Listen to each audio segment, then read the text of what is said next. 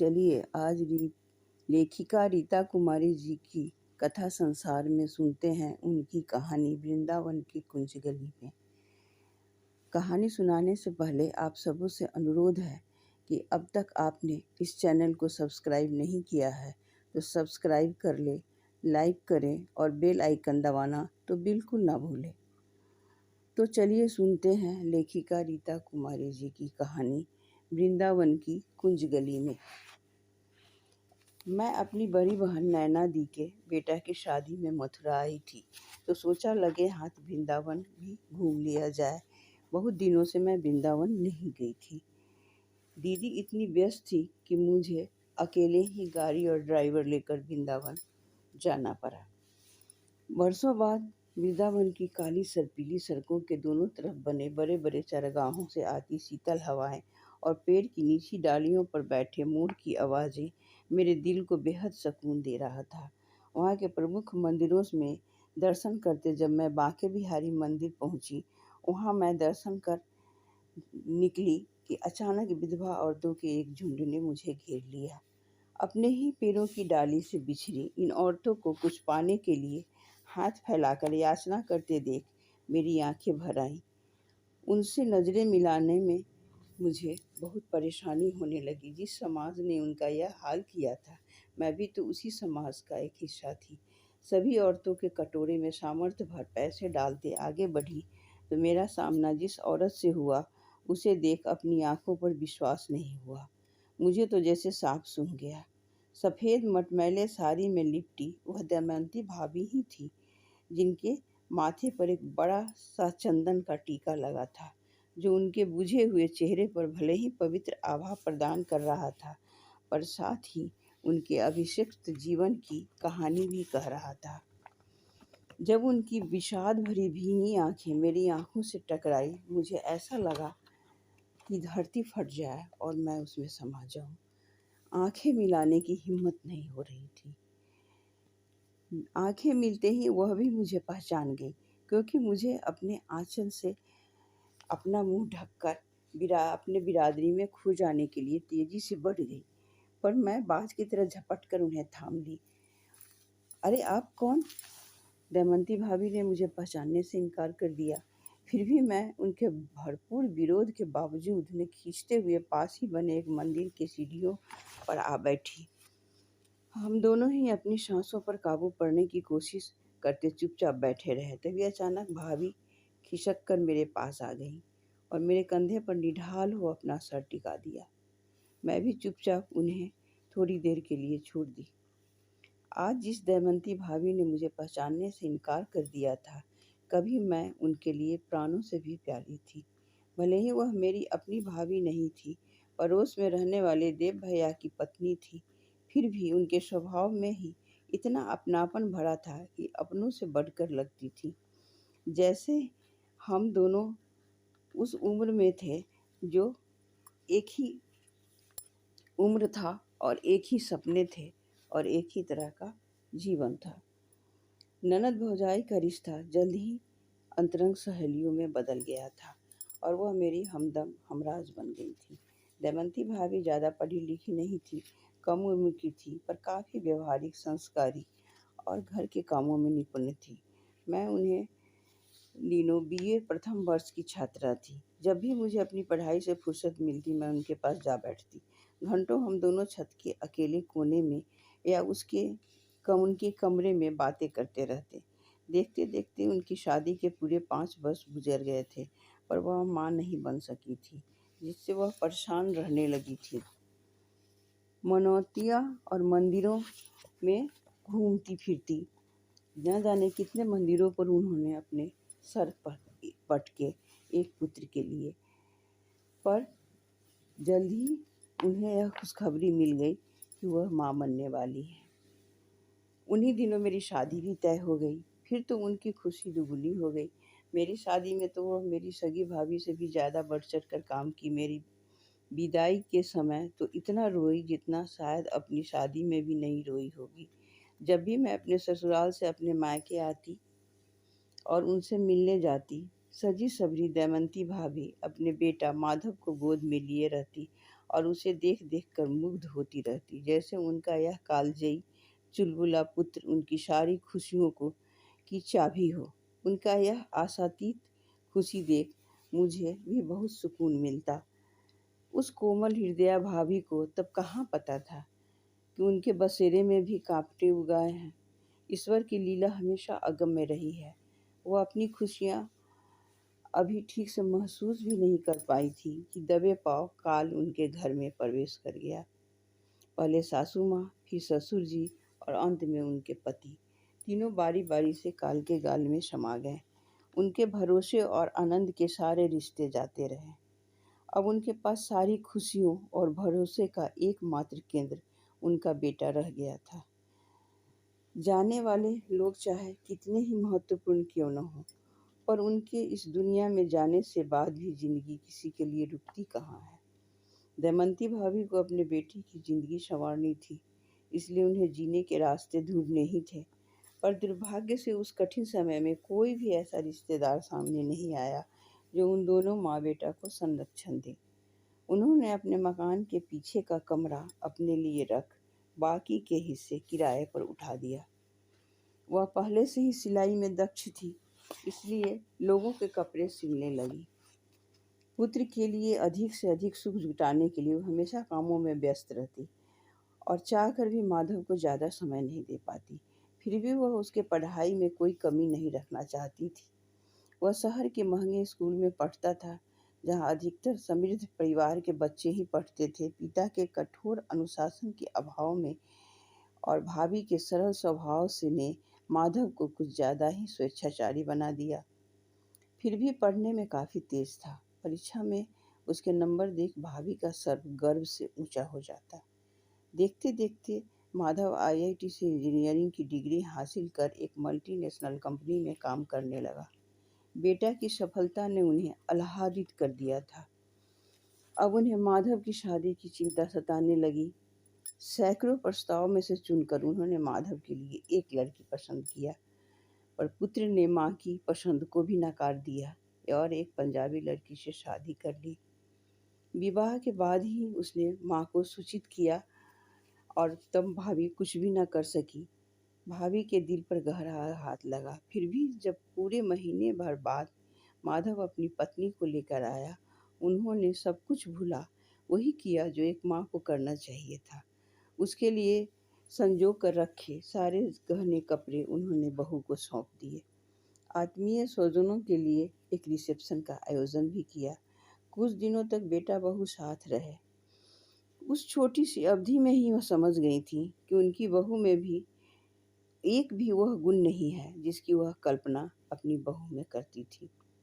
पति की मृत्यु के बाद जिस घर में वह प्याज का एक छिलका तक नहीं आने देती थी, उसी घर में उन्हीं के डाइनिंग टेबल पर बहू मांसाहारी भोजन मंगवा कर खाती और साथ में माधव को भी खिलाती। उनकी आत्मा तड़प उठती, पर बेटे के खुशी के लिए वह सब बर्दाश्त करती। माधव अब बहू को लेकर दिल्ली चला गया। बरसों तक उन्हें याद नहीं किया।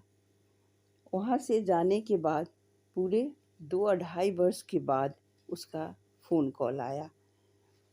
बेटा के इस संवेदनहीनता से उपजी वेदना और अकेलापन ने तब तक तोड़ कर रख दिया था। एक बार जब मैं पटना आई, आशा के विपरीत भाभी मुझे बेहद खुश नजर आई। बिना पूछे ही मुझसे बताने लगी, जानती हो रचना, माधव इस वर्ष कई बार मुझसे मिलने आ चुका है। कहता है आप दूर रहने से आपकी चिंता लगी रहती है। आप चलिए मेरे साथ। कुछ पैसे भी ज़बरदस्ती रख गया है और बार बार चलने की गुजारिश कर रहा है। कहते हैं गुजरते कालखंड के साथ मनुष्य का मन भी शोधन हो जाता है। उसे सही गलत की समझ हो जाती है। लगता है माधव को भी अपनी गलती का एहसास हो गया है। देर से ही सही उसे सुमति तो आई, मैंने हंसकर कहा।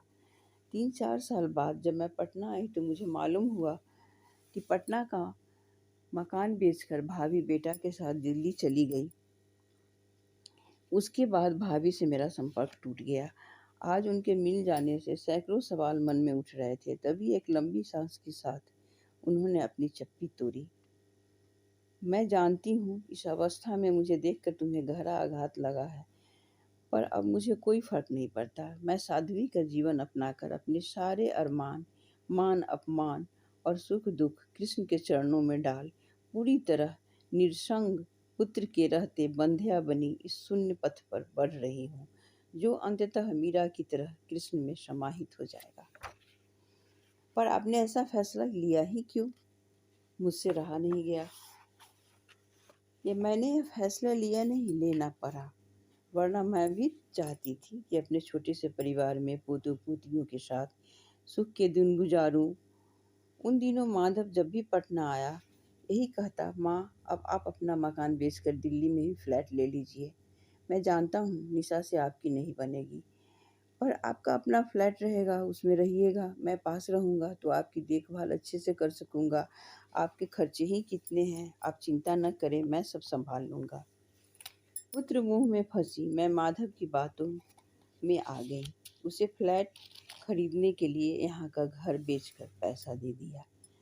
जब मैंने अपना सामान समेट कर दिल्ली पहुँची, तब माधव ने कहा कि निशा के एक रिश्तेदार दिल्ली इलाज करवाने आए हैं और कुछ दिनों के लिए अपने फ्लैट में ठहरे हुए हैं।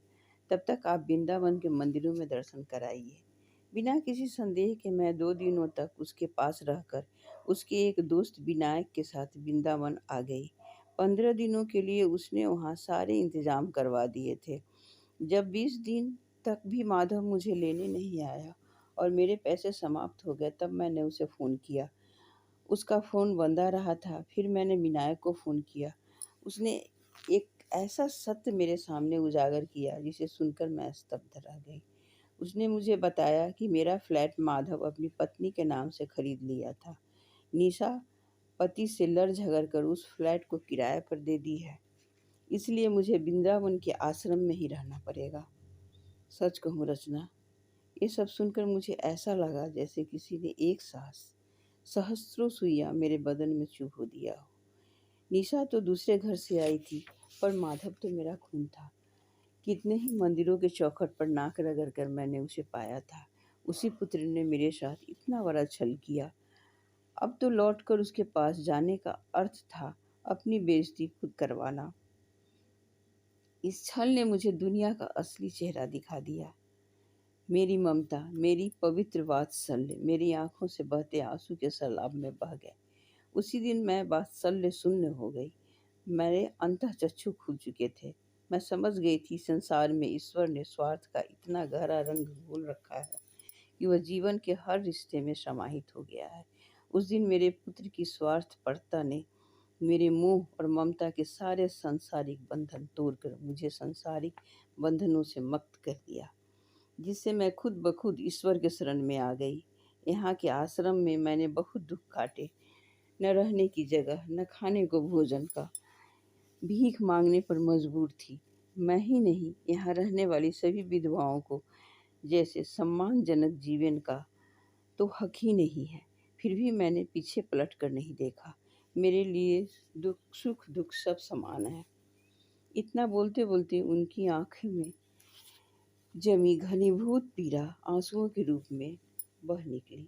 अपनी आप बीती सुनाकर मेरे दिल में उन अपनी आप बीती सुनाकर उन्होंने मेरा दिल तार तार कर दिया। एक मर्मांतक पीड़ा से मेरी आंखें भी बरस पड़ी। माधव में इतनी स्वार्थपरता कहाँ से आ गई कि माँ के पैसे भी नहीं छोड़े। क्या हो गया है आधुनिकता के रंग में रंगे इस युवा पीढ़ी को? धन संपत्ति की लालसा इतनी बढ़ गई है कि अपनी जननी को छलने से भी बाज नहीं आते। जब दमयंती भाभी थोड़ा शांत हुई, मेरा गुस्सा माधव के ऊपर उबल पड़ा। माधव को तो कभी ईश्वर माफ नहीं करेगा। माधव के लक्षण तो आपको पहले से ही दिख रहे थे।